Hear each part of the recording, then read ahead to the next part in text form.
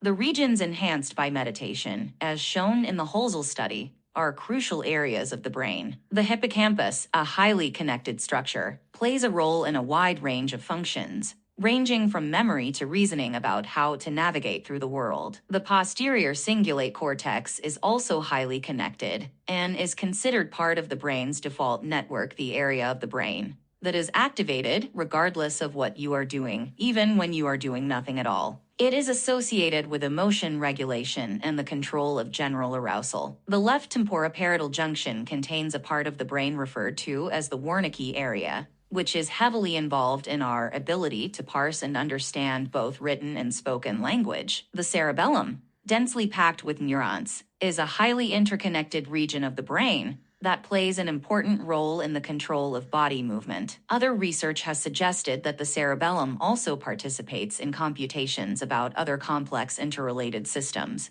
such as coordinating responses to threatening stimuli. Overall, the Holzel study, and many like it, suggests that engaging in meditation practice on a regular basis, over the course of even a few weeks, can boost the number of neurons in the brain.